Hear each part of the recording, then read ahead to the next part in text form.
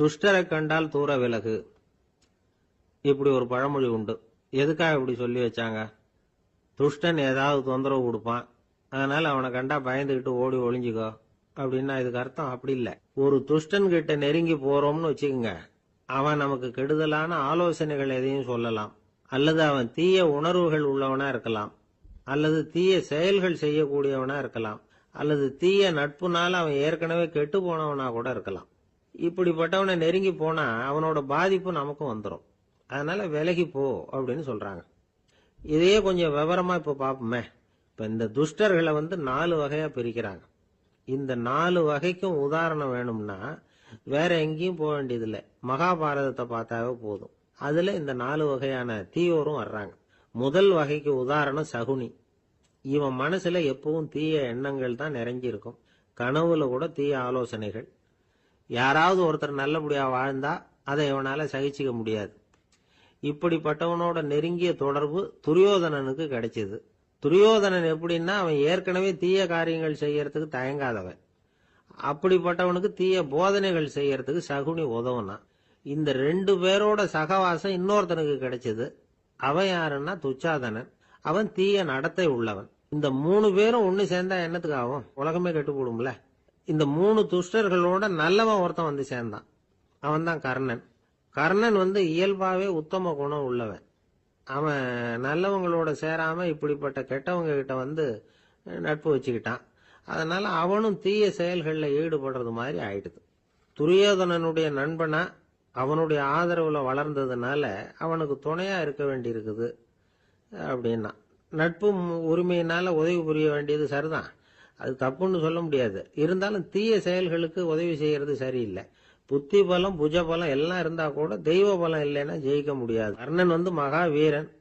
இருந்தாலும் கடைசியில் அவன் கதி என்னாச்சு? அவங்ககிட்ட எல்லா நல்ல குணங்களும் இருந்தது. இருந்தாலும் ஏன் இப்படி ஆச்சு? தீயவர்களுடைய சேர்க்கை தான் காரணம். அவங்களோட சேர்ந்ததுனால இவனையும் அப்படியே நினைக்க ஆரம்பிச்சுட்டாங்கல்ல. 4 வகை துஷ்டர்கள்ல இவனும் ஒரு வகை அப்படின்னு சொல்ல ஆரம்பிச்சுட்டாங்க. அதாவது தீய ஆலோசனைக்கு சகுனி, தீய உணர்வுகளுக்கு துரியோதனன், தீய செய்கைக்கு துச்சாதனன், தீய நட்புக்கு கர்ணன். இப்படி உதாரணம் ஆயிட்டான். அதனாலதான் துஷ்டரை கண்டால் தூர விலகு அப்படின்னு சொன்னாங்க. அது புராண காலம். இப்பெல்லாம் நிலைமை கொஞ்சம் வேற விதமா இருக்குது. அன்னைக்கு ஒரு நாள் அப்படிதான் ஒரு காட்டு பாதையில யாரோ ஒருத்தர் அடிபட்டு கிடந்தார். யாரோ ஒரு துஷ்டன் அவனை அடிச்சு போட்டுட்டு போயிட்டான் போல இருக்கு. அந்த வழியா போன ஒருத்தர் பரிதாபப்பட்டு அவனை போய் தூக்குனார். ஆறுதல் சொன்னார். இத பாருங்க, இந்த வழியா எப்பவும் தனியா வரக்கூடாது. ஏன்னா இங்க ஒரு ரவுடி இருந்துகிட்டு வர்றவங்க போறவங்களெல்லாம் வழிப்பறி பண்ணிட்டு இருக்கிறதா கேள்விப்பட்டிருக்கிறேன் அப்படின்னாராம். இனிமே அப்படி கேள்விப்பட மாட்டீங்க அப்படின்னு அந்த ஆளு. ஏன்னு கேட்டிருக்காரு இவர். அவன் சொல்லியிருக்கான், நான் தான் சார் அந்த ரவுடி. இந்த வழியா போனவங்க கிட்ட தகராறு பண்ணேன். அவங்க தான் என்ன இப்படி அடிச்சு போட்டு என்கிட்ட இருந்த பணத்தை எல்லாம் புடுங்கிட்டு போட்டாங்க சார். காலம் ரொம்ப கெட்டு போச்சு அப்படின்னு நானா ரொம்ப பரிதா. ஒரு சராசரி மனிதனுடைய இயல்பு என்ன? இன்பம் வந்தா துள்ளி குதிப்பான், துன்பம் வந்தா சோர்ந்து போய் ஒரு மூலையில உட்காந்துருவான். இவன் தான் சராசரி மனிதன். ஆனா ஒருத்தன் இன்பம் வந்தா அதுக்காக மகிழ்ச்சி அடையறதில்ல, துன்பம் வந்தா அதுக்காக சோர்ந்து போறதில்ல அப்படின்னு வச்சுக்கோங்க. அப்படி இருந்தா அவன் சாதாரண ஆள் கிடையாது. ஒரு ஊர்ல ஒரு ஞானி இருந்தார். அவரை தேடிட்டு ஒரு பெரியவர் வந்தார். ஐயா, ஞானத்துல சிறந்த ஞானம் எது அப்படின்னு கேட்டாராம். இதுக்கு அந்த ஞானி என்ன பதில் சொன்னார் தெரியுமா? இன்பத்தினால மகிழ்ச்சி அடையாமலும் துன்பத்தினால சோர்வு அடையாமலும் இருக்கிறது தான் அந்த ஞானம், பெரிய ஞானம் அப்படின்னாராம். சரி சுவாமி, அப்படிப்பட்ட ஞானம் உங்களுக்கு எப்படி வந்ததுன்னு கேட்டிருக்காரு இவரு. அதை நான் ஒரு கழுதைகிட்ட இருந்து கத்துக்கிட்டேன் அப்படின்னாராம் அவரு. இவருக்கு ஒன்றும் புரியல, ஒரு மாதிரியா முழிச்சிருக்கிறார். இதை அவர் புரிஞ்சுக்கிட்டார். நீங்க நாளைக்கு காலையில நம்முடைய ஆசிரமத்துக்கு வாங்க, புரிய வைக்கிறேன்னாராம். சரின்னு அவர் போயிட்டார். மறுநாள் காலையில ஆசிரமத்துக்கு சேர்ந்தார். ஞானி அவரை கூப்பிட்டு உட்கார வச்சார். வாங்க, இப்படி உட்காருங்க, கொஞ்ச நேரத்துல இந்த வழியா ஒரு கழுதை போகும், அதை கவனிச்சு பாருங்கன்னாராம். இவருக்கு இன்னமும் ஒன்றும் புரியாம போச்சு, ஒரே குழப்பம். இருந்தாலும் அந்த ஞானி சொன்னது மாதிரியே உட்கார்ந்துருக்கிறார். கொஞ்ச நேரத்துல அந்த வழியா ஒரு கழுதை போச்சு. அது முதுக நிறைய அழுக்கு மூட்டைகள், அதை சுமந்துக்கிட்டு போகுது. ஒரு செலவு தொழிலாளி அதை ஓட்டிட்டு போறார். கொஞ்சம் தூரத்துல ஒரு ஆறு இருக்கு. அங்க போய் துணியெல்லாம் சுத்தப்படுத்திக்கிட்டு சாயந்தரமா திரும்பி இந்த வழியாவே வருவாங்க. ஞானி சொன்னது மாதிரியே இந்த பெரியவர் அழுக்கு மூட்டையை சுமந்துக்கிட்டு போற அந்த கழுதையை கவனிச்சார். கழுதை போயிட்டுது. அதுக்கப்புறம் ஞானியை திரும்பி பார்த்தார். இப்ப அந்த ஞானி சொன்னார், சாயந்தரம் வரைக்கும் நீங்க இங்கேயே இருக்கணும்னார். அதே மாதிரி இவர் இருந்தார். சாயந்தரமா அந்த ஞானி சொன்னார், ஐயா இப்ப கொஞ்ச நேரத்துல அந்த கழுதை இந்த வழியா திரும்பி வரும், அதையும் கவனிச்சு பாருங்கன்னார். இவரும் கவனிச்சு பாக்குறார். கழுதை வந்தது. அது முதுகுல சலவை செய்யப்பட்ட துணி மூட்டை. அது பாட்டுக்கு சுமந்துக்கிட்டு போய்கிட்டு இருக்குது. பெரியவருக்கு ஒன்றும் புரியல. பொறுமை இழந்துட்டார்.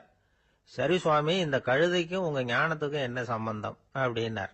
இப்ப அந்த ஞானி விளக்கினார், ஐயா இந்த கழுதை இதே மாதிரி தினமும் காலையில அழுக்கு மூட்டைகளை சுமந்துக்கிட்டு ஆத்துக்கு போகுது, மாலையில வெண்மையான சுத்தமான துணிகளை சுமந்துக்கிட்டு திரும்பி ஊருக்கு போகுது. காலையில இது போகும் பொழுது முதுகல அழுக்கு மூட்டைகளை சுமந்துக்கிட்டு போறோமேங்கிற வருத்தமும் அதுக்கு கிடையாது. சாயந்தரம் திரும்பி வரும்பொழுது சுத்தமான துணிகளை சுமந்துக்கிட்டு வர்றோமேங்கிற மகிழ்ச்சியும் அதுக்கு இல்லை. இதை பார்த்துதான் நான் அது மாதிரி ஞானத்தை கத்துக்கிட்டேன் அப்படின்னாராம். அதனால யாரு கத்து கொடுக்கறாங்க அப்படிங்கறத விட எதை கத்துக்கிறோம் அப்படிங்கிறது தான் முக்கியம். ஒரு சினிமா பாக்குறோம், ஒரு அருவி கொட்டுறது மாதிரி காட்சி வருது, தண்ணீர் வழியுது. படம் முடிஞ்சதும் பாத்தீங்கன்னா அந்த திரை என்ன நனைஞ்சு போயா இருக்கும். ஒரு தீப்பிடிச்சு எரியிற காட்சியை சினிமாவில் பாக்குறீங்க, காட்சி முடிஞ்சதும் அந்த வெண் திரையே கருகி போயா இருக்கும். படத்துல வர்ற தண்ணீரும் நெருப்பும் அந்த திரையை பாதிக்கிறது இல்லை.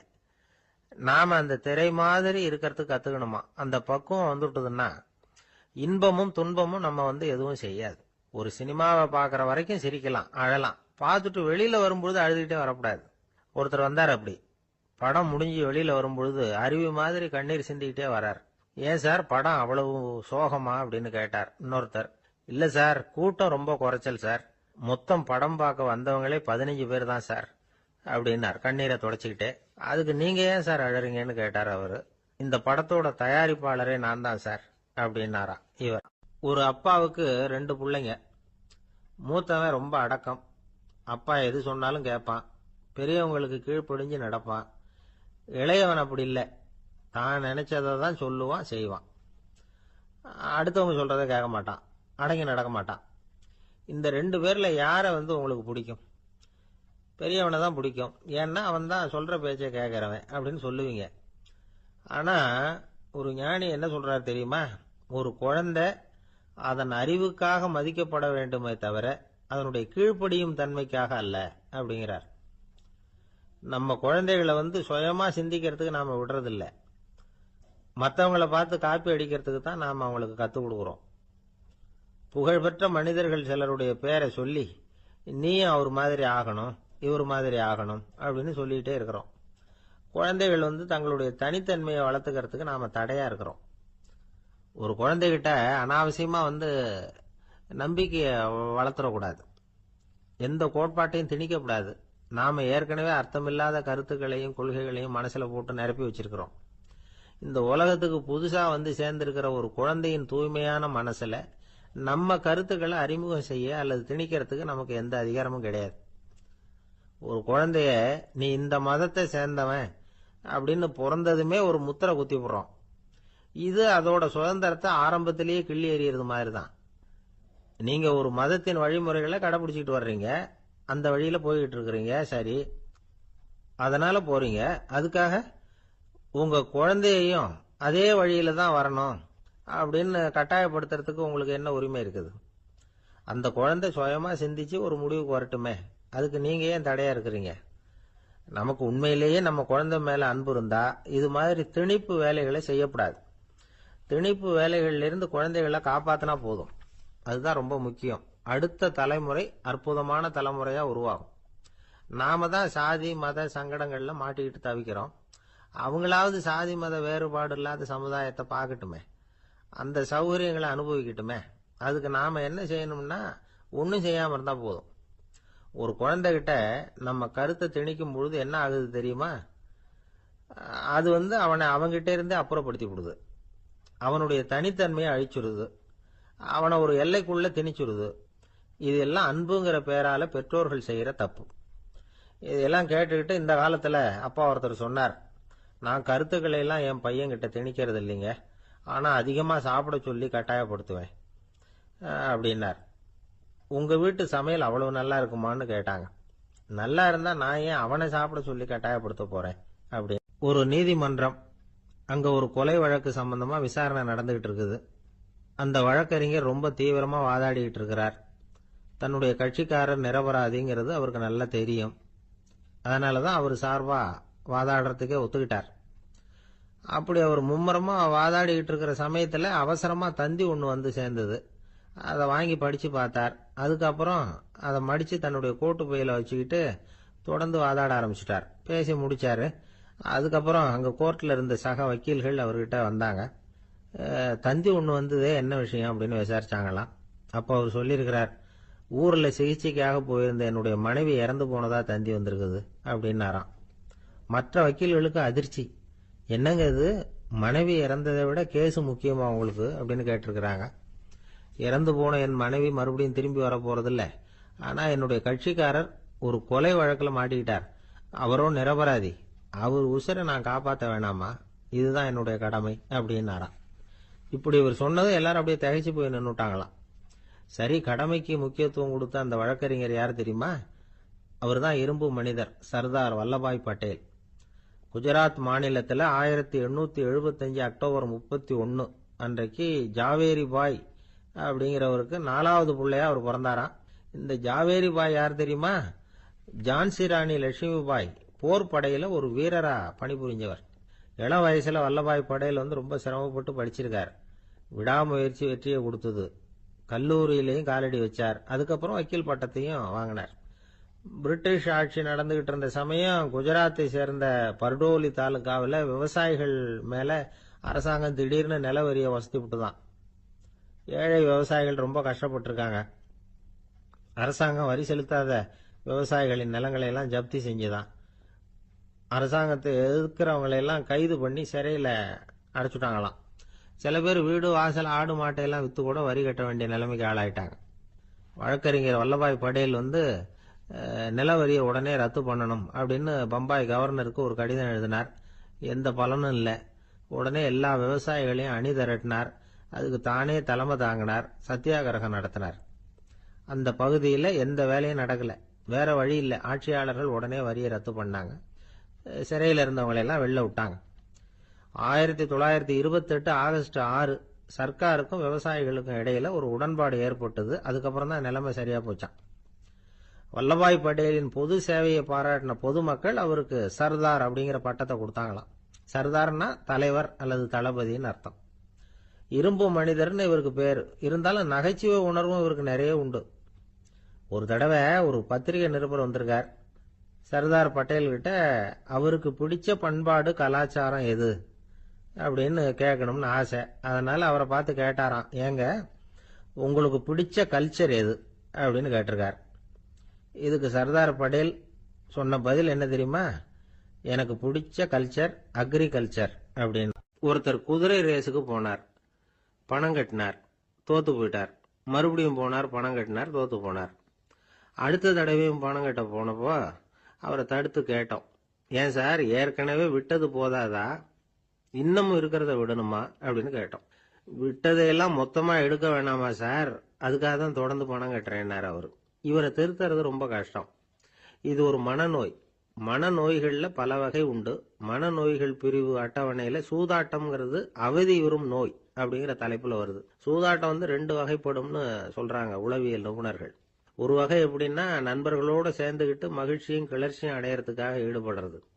பிரச்சனைகளை தீர்க்கறதுல ஒரு ஆர்வம்.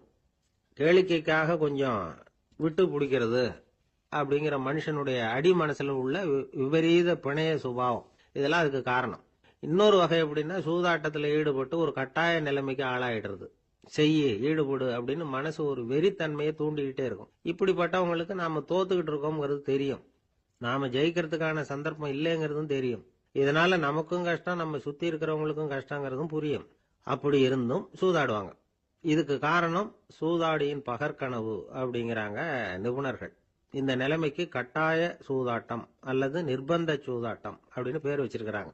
இப்படிப்பட்ட ஆசாமி இருக்கிறது பூரா விட்டுருவான், கடன் வாங்குவான், திருடுவான். இருந்தாலும் என்னைக்காவது ஒரு நாள் ஜெயிச்சிருவேன் அப்படின்னு சொல்லிக்கிட்டே இருப்பான். விட்டதை எடுத்துருவேங்கிற ஒரு நம்பிக்கை சுடர் அவனுக்குள்ள எரிஞ்சுக்கிட்டே இருக்கும். இவனை மனநோயாளி அப்படின்னு சொல்லிட முடியாதான். என்ன காரணம்னா, இது மாதிரி ஆளுங்க கிட்ட மன போராட்டமோ கவலையோ பதட்டமோ இருக்கிறது இல்ல. சில விசேஷமான குணங்கள் இவங்க கிட்ட உண்டு. எதிர்ப்பு உணர்ச்சி, சிறுபிள்ளைத்தனம், சட்ட திட்டங்களையும் சம்பிரதாயங்களையும் உட தெரியாத மனப்போக்கு, பொறுப்பில்லாத தன்மை, நெறி தவறி நடக்கிறது எல்லாம் இவங்ககிட்ட உண்டு. ஆனா வெளிப்பார்வைக்கு ரொம்ப சிநேகமா இருப்பாங்க, அன்பா இருப்பாங்க, அப்படி இருக்கிறதாக காட்டிக்குவாங்க. ஆதாயம், சுயலாபம் இதெல்லாம் கருதி தான் பழகுவாங்க. இவங்க கேட்கறப்ப நாம பணம் கொடுக்கலன்னு வச்சுக்கோங்க, நம்மளை கை விட்டுருவாங்க. நம்ம மேல அவாண்டமா பழி சுமத்துறது கூட தயங்க மாட்டாங்க. தங்களுடைய சூதாட்ட நடவடிக்கைகளுக்கு சாதகமான காரணங்களை சொல்லிட்டு இருப்பாங்க. நீ வேணும்னா பாரு, ஒரே நாள்ல நான் இழந்ததையெல்லாம் மீட்டு லட்சாதிபதி ஆறனா இல்லையா பாரு அப்படிம்பாங்க. தோத்து போறத ஒரு படிப்பினையா இவங்க எடுத்துக்கிறதே இல்லை. தோத்து போறதுலேயே இவங்களுக்கு ஒரு அலாதியான சுகம். தனக்குத்தானே துன்பத்தை வரவழைச்சிக்கிட்டு இன்பம் அடையிறதுக்கு தன்வதை சுகம் அப்படின்னு பேர். இவங்கெல்லாம் அந்த ரகம். சில பேர் எப்படி தெரியுமா, மந்திர எண்ணங்களை வரவழைச்சிக்கிறது, சூதாடுறதுக்காக ஆபீஸ்ல கையாடல் பண்றது, அடுத்தவங்க கிட்ட இருந்து திருடுறது. இந்த மந்திர எண்ணம் தீவிரமாச்சுன்னா ஒரு மாதிரியா பேச ஆரம்பிச்சிருவாங்க. தோல்விதான் சார் வெற்றிக்கு முதல் படியும்பாங்க. தன்னால பகடக்காய்களையும் குதிரை ஓட்டிகளையும், அதாவது இந்த ஜாக்கிகள், அதெல்லாம் கட்டுப்படுத்த முடியுங்கிற பித்து நிலைக்கு இவங்கெல்லாம் தள்ளப்பட்டுருவாங்க. சில சூதாடிகள் ஆராய்ச்சி பார்த்ததுல என்ன தெரிய வந்தது தெரியுமா, அவங்க எல்லாம் குழந்தை பருவத்துல அன்புக்காக ஏங்கினவங்களாம், புறக்கணிக்கப்பட்டவங்களாம், உதவிகளை பெற முடியாதவங்க, இப்படிலாம் இருந்திருக்கிறாங்க. இவங்க வளர வளர மத்தவங்க சௌகரியம் பற்றி அக்கறை இல்லாதவங்களா ஆயிடுறாங்க. அதிர்ஷ்ட தேவதை தன்னோட இருக்கிறாங்க அப்படிங்கிற அசையாத நம்பிக்கை இவங்களுக்கு. இவங்களை திருத்துறது ரொம்ப கஷ்டம்.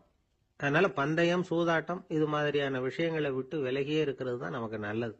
ஒரு ஆள் சொன்னான், என்னுடைய குதிரை வேகமா ஓடுறதுக்கு என்ன வழி அப்படின்னு கால்நடை மருத்துவர்கிட்ட யோசனை கேட்டேன்.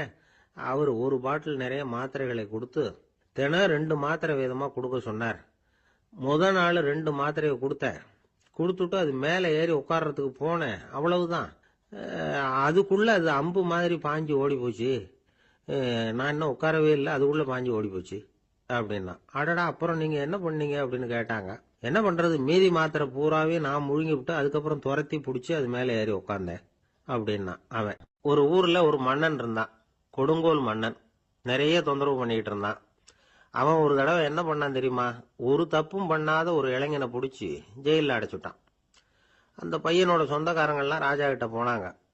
அவன் ஒரு தவறும் பண்ணல, அவனை விடுதலை பண்ணுங்க அப்படின்னு கெஞ்சி கேட்டுக்கிட்டாங்க. மன்னன் யோசனை பண்ணான். அந்த இளைஞனை கூப்பிட்டுக்கிட்டு வர சொன்னான். அவனை கொண்டாந்து ராஜா முன்னாடி நிறுத்தினாங்க. இதை பாருப்பா, உன்னை நான் விடுதலை பண்ணுவேன், ஆனா ஒரு கண்டிஷன். அந்த நிபந்தனையை நீ நிறைவேற்றினா உனக்கு விடுதலை அப்படின்னா மன்னன். சரின்னு ஒத்துக்கிட்டான் பையன். மன்னன் கண்டிஷன் என்னங்கிறத சொன்னான். உங்ககிட்ட ஒரு செம்மறி ஆட்டை கொடுக்க போறேன், 1 மாசத்துக்கு அதுக்கு தேவையான தீனியையும் கொடுக்க போறேன். 1 மாசம் கழிச்சு அந்த ஆட்டை எடை போட்டு பார்ப்பேன். அந்த ஆட்டின் எடை கொஞ்சம் கூட கூடி இருக்கக்கூடாது. எடை கூடி இருந்தா உனக்கு விடுதலை கிடையாது. என்ன சொல்ற அப்படின்னா. பையனுக்கு ஒன்றும் புரியல, பயமா போயிட்டுது. குழம்பிக்கிட்டே நின்றுகிட்டு இருக்கிறான். சரி, ஒரு நாள் டைம் தரேன், நல்லா யோசனை பண்ணி பார்த்துட்டு நாளைக்கு உன் முடிவை சொல்லு அப்படின்னா மன்னன். பையன் கவலையோட வெளியில வந்தான். அங்க ஒரு பெரியவர் நின்றுகிட்டு இருந்தார். அவர்கிட்ட விஷயத்த சொன்னான். அந்த பெரியவர் இந்த பையனுக்கு காதோட காதா ஒரு வழியை சொல்லி கொடுத்தார். அதை கேட்டதும் பையன் மறுபடியும் மன்னன் முன்னாடி நின்னா, உங்க நிபந்தனையை ஏத்துக்கிறேன்னு சொன்னான். மன்னன் ஒரு ஆட்டுக்குட்டியையும் அதுக்கு 1 மாசத்துக்கு தேவைப்படுற தீவனத்தையும் கொடுக்கும்படியா உத்தரவு போட்டான். கொடுத்தாங்க, ஓடிட்டு போயிட்டான். 1 மாசம் தினமும் தவறாம அந்த தீவனத்தை ஆட்டுக்குட்டிக்கு போட்டுக்கிட்டு இருக்கிறான். 1 மாசம் கழிச்சு அந்த ஆட்டை அரண்மனைக்கு ஓட்டிட்டு போனான். மன்னன் அதை எடை போட்டு பாக்குறான், எடை கூடவே இல்லை, அப்படியே தான் இருக்குது. உடனே போட்ட நிபந்தனைப்படி அந்த இளைஞனை விடுதலை பண்ணிவிட்டான். சரி, ஆட்டுக்கு எடை கூடாம இருக்கிறதுக்கு அந்த பெரியவர் சொல்லி கொடுத்த யோசனை என்ன அப்படின்னா, அது வேற ஒண்ணும் இல்லை. அந்த ஆட்டுக்கு எதிரில் அது கண்ணுல படுற மாதிரி ஒரு ஓநாயை கட்டி போட சொன்னார். அவ்வளவுதான். ஆட்டுக்கு ஓநாய்ங்கிறது பிறவி பகை. ஓநாயை பார்த்தா ஆடு நடுங்க ஆரம்பிச்சிரும், அவ்வளவு பயம். தினமும் அந்த ஆடு பயந்துகிட்டே தீனி சாப்பிட்டுது, எடை கூடல. அதுதான் ரகசியம். இது சின்ன பிள்ளைங்களுக்கான ஒரு கதை. இதுல இருந்து தெரிஞ்சுக்க வேண்டிய உண்மை என்னன்னா, நாமெல்லாம் சாப்பிடுறப்ப மனசும் உடம்பும் அமைதியா இருக்கணும். அப்பதான் அது உடம்புல ஒட்டும். அவசரத்திலையும் பயத்திலையும் சாப்பிட்டா அது சரியா ஜீரணம் ஆகாது. இன்னொரு ராஜா இருந்தார். அவரும் ஒரு இளைஞனை ஜெயிலில் அடைச்சு விட்டார். விடுதலை பண்ணணும்னா ஒரு கண்டிஷன்னாரு. என்னன்னு கேட்டான். ஒரு ஆட்டுக்குட்டியை அவன் முன்னாடி கொண்டாந்து நிறுத்துவேன், நீ அதுகிட்ட ஒரு கேள்வி கேட்கணும், அதுக்கு சரியான பதிலை சொல்லணும். அப்படி செஞ்சுட்டா உனக்கு விடுதலைன்னார். இளைஞன் யோசனை பண்ணி பார்த்தான். சரின்னு ஒத்துக்கிட்டான். அது பிரகாரமே ஆட்டுக்குட்டியை பதில் சொல்ல வச்சுட்டான். என்ன நடந்தது தெரியுமா? ஆட்டுக்குட்டியை கொண்டாந்து நிறுத்தினாங்க. இவன் மெதுவா அதுகிட்ட போனான். அது காது கிட்ட போய் ஏப்ரலுக்கு அடுத்த மாசம் என்ன மாசம்னு கேட்டான். அது உடனே மேன்னு கத்திச்சு. இவன் விடுதலை ஆயிட்டு. இந்த உலகமே ஒரு நாடக மேடை, நாம எல்லாரும் நடிகர்கள். இது ஞானிகள் சொல்றது. இது ஒரு பக்கம் இருக்கட்டும். இந்த உலகத்துக்குள்ள எத்தனையோ நாடக மேடைகள், எத்தனையோ நடிகர்கள், எத்தனையோ நாடகங்கள், இதெல்லாம் எப்படி ஆரம்பமாச்சு? அதுதான் இன்னைக்கு தகவல். அதாவது ஆதி மனிதன் பேச ஆரம்பிக்கிறதுக்கு முன்னாடி சைகையாலேயே எல்லாத்தையும் சொல்லிட்டு இருந்தான். அதனால அப்பவே நடிப்பு ஆரம்பமாயிட்டுது. முதல்ல ஒரு வேட்டையத்தான் அவன் நடிச்சு காட்டியிருப்பான். இவன் எப்படி போனான், எதிரில் மிருகம் எப்படி வந்தது, அதோட எப்படி சண்டை போட்டான், எப்படி அடிச்சு கொண்டுகிட்டு வந்தான், இதை அப்படியே மற்றவங்களுக்கு நடிச்சு காட்டியிருப்பான். ஏன்னா மொழி கிடையாது. இந்த காலத்துல எல்லாம் நாடகங்களில் நடிக்கிறவங்கள நடிகர்கள்ங்கிறோம். ஒரு காலத்தில் இவங்களுக்கு என்ன பேர் தெரியுமா? திஸ்பியர்கள் அப்படின்னு பேராம். இதுக்கு காரணம் உண்டு. அதாவது 2000 வருஷத்துக்கு முன்னாடி கிரீஸ் நாட்டில் திசிபியஸ் அப்படின்னு ஒரு ஆள் இருந்தான். அவன் ஒரு பெரிய நாடக கலைஞன். அவன் சில இளைஞர்களை சேர்த்துக்கிட்டான், பயிற்சி கொடுத்தான், நாடக குழுவை உருவாக்கினான். நடிகர்களையும் நாடகத்துக்கு தேவையான பொருள்களையும் ஏற்றிக்கிட்டு போகிறதுக்கு ஒரு வண்டியையும் தயார் பண்ணான்.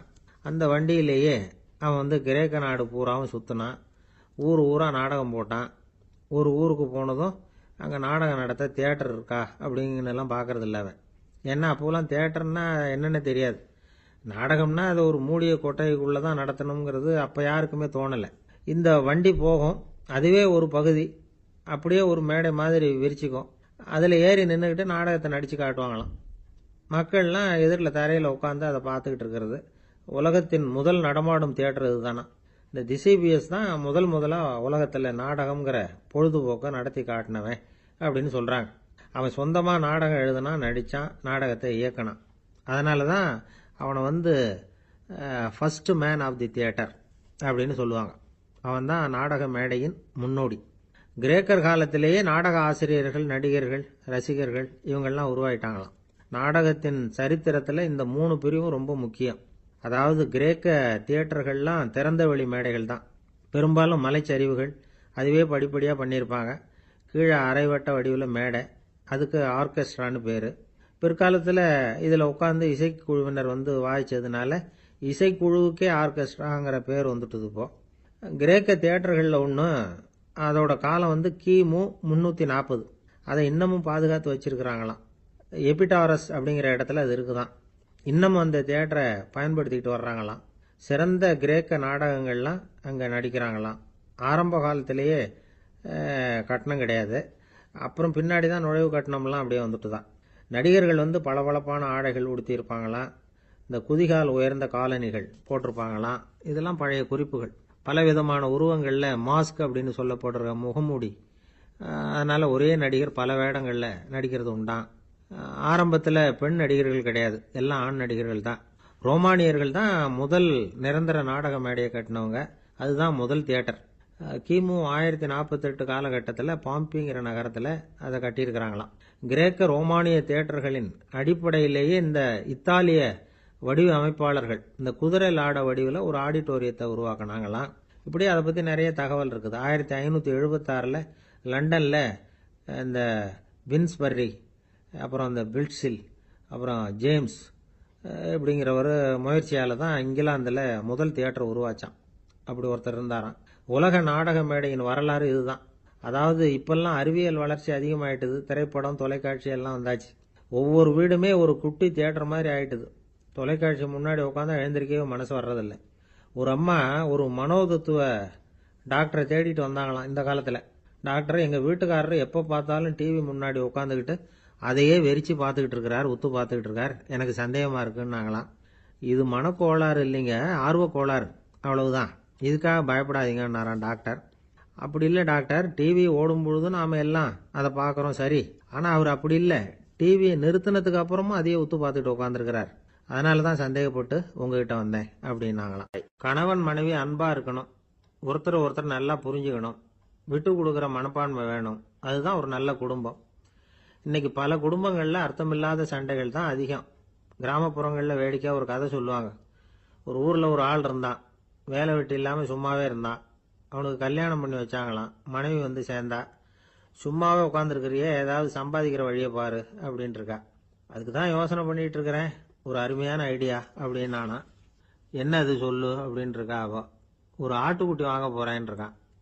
அதை வாங்கி என்ன பண்ண போறேன்னா, அந்த குட்டி வளரும், பெருசாகும், அதுக்கப்புறம் அது நிறைய குட்டி போடும் அப்படின்ட்டு இருக்கான். சரி, அப்புறம் அப்புறம் என்ன, அதையெல்லாம் சந்தையில் கொண்டுட்டு போய் விற்றுவிட்டு அந்த காசுக்கு ஒரு எருவு மாடு வாங்கலாம். சரி, அது எதுக்கு? எருவு மாடு நிறைய பால் கொடுக்கும், அதை கொண்டுகிட்டு போய் பால் பண்ணையில் கொடுப்பேன், அல்லது நானே விற்றுருவேன், கை நிறைய காசு கிடைக்கும். அதுக்கப்புறம் ஒரு பசுமாடு வாங்குவேன், பாலையும் விற்கலாம், நாமளும் காய் போட்டு சாப்பிட்லாம், இப்படிலாம் சொல்லியிருக்கான். அப்போ அந்த பொண்ணு சொல்லிச்சான், அடுத்த தெருவில் இருக்கிற எங்கள் அம்மா வீட்டுக்கும் கொஞ்சம் பால் கொடுத்து அனுப்பலாம் அப்படின்ட்டுருக்கா அந்த பொண்ணு. இந்த இடத்துல கணவனுக்கு கோவம் வந்துட்டுது. அது எப்படி உங்கள் அம்மா வீட்டுக்கு எதுக்கு கொடுக்கணும், அதெல்லாம் முடியாதுன்றிருக்கான். இந்த இடத்துல சண்டை ஆரம்பமாயிட்டுது. கொஞ்ச நேரத்தில் 2 பேரும் சத்தம் போட ஆரம்பிச்சுட்டாங்க. கடுமையான சண்டை நடக்கிறத பக்கத்து வீட்டுக்காரன் காதில் வாங்கினான். அவன் ஓடியாந்தான். அவனுக்கு தெரியும், வாங்காத மாட்டுக்காக இப்படி சண்டை போட்டுக்கிட்டு இருக்கிறாங்கங்கிறது அவனுக்கு புரியும். அவன் ஓடி வந்து சொன்னான், ஏண்டா உன்னோட பசுமாட்டை ஒழுங்கா கட்டி போடக்கூடாதான்னு இருக்கான். என்னடா சொல்றேன்னா இவன், உன் மாடு என் தோட்டத்தில் வந்து மேய்ஞ்சுட்டுது, பயிரெல்லாம் நாசமாயிட்டுது, 10,000 ரூபா அளவுக்கு சேதம், அதை வாங்கிட்டு போறதுக்கு தான் வந்தேன், குடுறா 10,000 நானா. இவன் அரண்டு போயிட்டான். அப்புறம் சொன்னான், டே நான் இன்னும் மாடே வாங்கலையே, அதுக்குள்ள அது வந்து எப்படிடா உன் தோட்டத்தில் மேயும், என்னடா உளர்றேன்னு இருக்கான். நீ தாண்டா இப்போ உளறிக்கிட்டு இருக்க, மாடே வாங்கலை, அதுக்குள்ள எப்படிடா வந்து உன்னுடைய மனைவி அவங்க அம்மா வீட்டுக்கு பால் கொடுத்து அனுப்ப முடியும் அப்படின்னு அவன் கேட்டானா. நம்ம ஆளுக்கு இப்பதான் புத்தி வந்துதான். அர்த்தமே இல்லாத சண்டை போட்டுக்கிட்டு இருக்கிறோம் அப்படிங்கிறத அவன் புரிஞ்சுக்கிட்டானான். இது நம்ம முன்னோர்கள் சொல்லி இருக்கிற ஒரு கதை. சண்டையில தான் அர்த்தம் இல்லையே தவிர கதையில் அர்த்தம் உண்டு. அதாவது இல்லாத விஷயங்களுக்காக சண்டை போட்டுக்கிட்டு இல்லறத்தை வீணாக்கிக்கிட்டு இருக்கிற மனிதர்கள் இன்றைக்கு நிறைய பேர் இருக்கிறாங்க. ஒருத்தன் தன்னுடைய மனைவியை பத்தி மாமனார்கிட்ட புகார் சொன்னானா, மாமா உங்க பொண்ணு அர்த்தமில்லாத சண்டை போடுறா, எதுக்கு எடுத்தாலும் எடுத்தெறிஞ்சு பேசுறா அப்படின்னு இருக்கான். நீ எப்படி மாப்பிள்ளை அதை சமாளிக்கிற அப்படின்னு கேட்டிருக்காரு அவரு. அவ எடுத்தெறியறது என் மேல படாம ஒதுங்கி நின்னுக்கிறேன் அப்படின்னு நானா. நமக்கு முன்னாடி நமக்கு வேண்டிய ஒருத்தர் ஒரு கிளாஸ்ல நமக்கு பழச்சாறு கொண்டாந்து வைக்கிறாருன்னு வச்சுங்க. உடனே நாம என்ன பண்ணுவோம், எடுத்து கிடுகிடுன்னு சாப்பிட்ருவோம் அடுத்தவங்க யாரும் வர்றதுக்குள்ள. அதை விட்டுட்டு அதை கொண்டாந்து வச்சவர்கிட்டயே அதோட விலை என்ன அப்படி இப்படின்னு நான் கேட்டுக்கிட்டு இருப்போம். நாம கேட்க மாட்டோம். ஆனா காந்திஜி அப்படி கேட்டாராம். எப்ப தெரியுமா, 1935. அந்த வருஷம் மே மாசத்துல ஒரு நாள் காந்திஜி டெல்லியில இருக்கிறார். அப்ப அவருக்கு 2 டம்ளர் மாம்பழச்சாறு கொண்டாந்து கொடுக்குறாங்க. அதை வாங்குறார். இதோட விலை என்ன அப்படின்னு கேட்டார் காந்திஜி. யாருக்கிட்ட கேட்டாருன்னா மனுபென் காந்தி கிட்ட கேட்கிறார். அவங்க தான் கொண்டாந்து கொடுக்குறாங்க. காந்திஜிக்கு உதவி செய்யறதுக்காக அவர் கூடவே இருந்தவங்க அவங்க கிட்ட தான் கேட்கிறார். காந்திஜி சும்மா வேடிக்கைக்காக இப்படி கேட்கிறாருன்னு நினைச்சுட்டாங்க அந்த அம்மா. அதுவும் இல்லாம அதோட விலையை கேட்டா காந்திஜி நிச்சயமா அதை சாப்பிட மாட்டார் அப்படிங்கிற பயம் வேற. அதனால அந்த அம்மா பதில் எதுவும் சொல்லாம கம்முன்னு இருந்துட்டாங்க. கொஞ்ச நேரம் ஆச்சு. அந்த பழச்சாறு வச்ச இடத்துல அப்படியே இருக்குது, வச்ச இடத்துல வச்சபடியே இருக்கு. காந்திஜி அதை சாப்பிடவே இல்லை. மனுபென் காந்தி பார்த்தாங்க. மெதுவா காந்திஜி கிட்ட போய் அதை சாப்பிடுங்களேன் அப்படின்னாங்க. பழச்சாறு விலை என்னன்னு கேட்டேன், அதுக்கு பதில் இல்லை. அது முதல் தப்பு. பதிலை எதிர்பார்த்திருந்தும் அதை பத்தி விசாரிக்கல, அது 2வது தப்பு. இப்படி 2 தப்புகளை பண்ணிவிட்டு என்கிட்ட வந்து இதை சாப்பிடுங்கன்னு சொன்னா அது எப்படி அப்படின்னு கேட்டாராம் காந்திஜி. மனுபென் காந்தி என்ன சொல்றதுன்னு தெரியாம திகைச்சு போய் நின்றுகிட்டு இருந்தாங்க. காந்திஜி தொடர்ந்து சொன்னாராம், இப்ப என் முன்னாடி வச்சிருக்கிற இந்த பழச்சாறு விலை சுமாரா ஒரு அரை ரூபாயாவது இருக்கும். அது அந்த காலத்து மதிப்பு. இந்த பழச்சாறு இல்லாம கூட என்னால இருக்க முடியும். ஆனா அவசியமான பொருள்களை வாங்கறதுக்கு கூட சக்தி இல்லாத மக்கள் இந்த நாட்டில் நிறைய பேர் இருக்கிறாங்க. அப்படி இருக்கிறப்போ எனக்கு என்னத்துக்கு இந்த விலை உயர்ந்த பானம்? இதை இப்போ நான் சாப்பிட்டா என் உடம்பு வேணும்னா ஆரோக்கியமாகலாம், ஆனா என் மனசு அமைதி அடையாது. எனக்கு என்னுடைய உடல் ஆரோக்கியத்தை விட மன ஆரோக்கியம்தான் முக்கியம். அதனால இதை நான் சாப்பிட மாட்டேன், எடுத்துட்டு போயிடு அப்படின்னாராம். அந்த சமயத்துல ஒரு அகதி பொண்ணு 2 குழந்தைகளோட காந்திஜியை பார்க்கறதுக்காக வந்தது. வணக்கம் சொல்லிச்சு. காந்திஜி உடனே தனக்கு முன்னாடி இருந்த பழச்சாற்றை எடுத்து அந்த பொண்ணுகிட்டையும் குழந்தைகள்கிட்டையும் கொடுத்து சாப்பிட சொன்னார். அவங்க அதை வாங்கி ரொம்ப சந்தோஷத்தோட சாப்பிட்டாங்களாம். அதை பார்த்த காந்திஜி முகத்துல ஒரு புன்னகை, ஒரு பரவசம், ஒரு திருப்தி. அவர் மனசு நிறைஞ்சிருந்தது. அப்போ அவர் சொன்னாராம், ஆண்டவன் எனக்கு எப்பவும் சரியான சமயத்துல கை கொடுப்பாருங்கிறது அதுக்கு இதுதான் அத்தாட்சி. நான் ஒரு இக்கட்டான சூழ்நிலையில இருக்கிறப்ப கூட கடவுளின் கருணையால அந்த சூழ்நிலை என்னை பாதிக்கல. என் கூட இவ்வளவு நாள் பழகியும் கூட இங்க இருக்கிறவங்க எனக்கு அதிக விலையுள்ள பழரசத்தை கொடுத்தாங்க. ஆனா சரியான நேரத்துல அதை சாப்பிட வேண்டியவங்களை என்கிட்ட அனுப்பி வச்சு என்ன சந்தோஷப்படுத்தினார் கடவுள், அவருக்கு நன்றி அப்படின்னாராம் மகாத்மா காந்தி. உடல் ஆரோக்கியத்தை விட மன ஆரோக்கியம்தான் எனக்கு முக்கியம்னு சொன்னார் பாருங்க. அதை நாம எல்லாரும் மனப்பூர்வமா இன்னைக்கு சிந்திச்சு பார்க்கணும். இந்த காலத்துல எல்லாரும் அப்படியா நினைக்கிறாங்க? எனக்கு தெரிஞ்ச ஒருத்தர் இருந்தார். தினமும் காலையில ஒரு காபி சாப்பிட உட்கார்ற நேரத்துல பக்கத்து வீட்டுக்காரர் வந்து சேருவார் கரெக்டா. உடனே அவரும் தனக்குன்னு வந்திருக்கிற காப்பியை எடுத்து மனப்பூர்வமா பக்கத்து வீட்டுக்காரர்கிட்ட கொடுத்துருவார். அதுக்கப்புறம் அவருக்காக வேற காப்பி போட்டு கொண்டாந்து கொடுத்தாலும் வேண்டான்னு சொல்லிடுவார். ஆண்டவனா பார்த்து சரியான நேரத்துல அவரை எங்க வீட்டுக்கு தினமும் அனுப்பி வைக்கிறார் அப்படிம்பார். ஏன் அப்படி சொல்றீங்க அப்படின்னு கேட்டோம் ஒரு நாள். அதுக்கு அவர் சொல்றார், எனக்கு என்னோட உடல் ஆரோக்கியம்தான் முக்கியம். இத கடவுள் புரிஞ்சுக்கிட்டு எங்க வீட்டு காப்பியை சாப்பிடுறதுக்கு தினமும் அடுத்த வீட்டுக்காரனை அனுப்பி வைக்கிறார் அப்படின்னாரலாம். ஒரு நண்பர் வந்தார். ரொம்பவும் இறுக்கமா உடை அணிஞ்சிருந்தார். அதாவது ஆடைக்குள்ள அவர் மாட்டிக்கிட்டு இருந்தது மாதிரி தெரிஞ்சது. ஏன் துணி குறைச்சலா எடுத்துட்டீங்களா அப்படின்னு கேட்டோம். இல்லைங்க, எனக்கு எப்பவுமே இறுக்கமா உடை அணியறது தான் பிடிக்கும் அப்படின்னார். ஒருத்தர் எப்படி உடை அணிகிறார் அப்படிங்கிறத வச்சே அந்த ஆள் எப்படிப்பட்டவர் அப்படிங்கிறத கண்டுபிடிச்சிடலாம். உடை அணிகிற விதம் ஒருத்தருடைய மனநிலையை வெளிப்படுத்துதான். இப்ப இறுக்கமான உடை அணிகிறவங்க பொதுவா மன நிம்மதி இல்லாதவங்களா இருப்பாங்களாம், கோபக்காரங்களா இருப்பாங்களாம். ரொம்ப தொலைதொலைப்பா ஆடை அணிகிறவங்க இருக்கிறாங்கல்ல, அவங்க எல்லாம் அமைதியான ஆளா இருப்பாங்களாம், சாந்தமா இருப்பாங்களாம். இவங்கெல்லாம் போராடுறதுக்கு சரியா வரமாட்டாங்களாம்.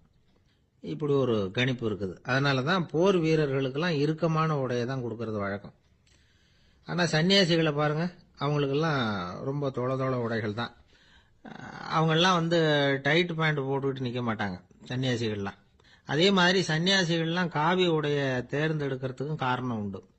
பல ஆண்டுகள் சோதனை செஞ்சு பார்த்துட்டு தான் சன்னியாசத்துக்கு காவி தான் சரி அப்படின்னு முடிவு பண்ணியிருக்கிறாங்க. இப்ப பௌதீக விஞ்ஞானப்படியும் அதுதான் சரி. அதாவது சூரிய ஒளியில வந்து 7 வண்ணங்கள் உண்டு.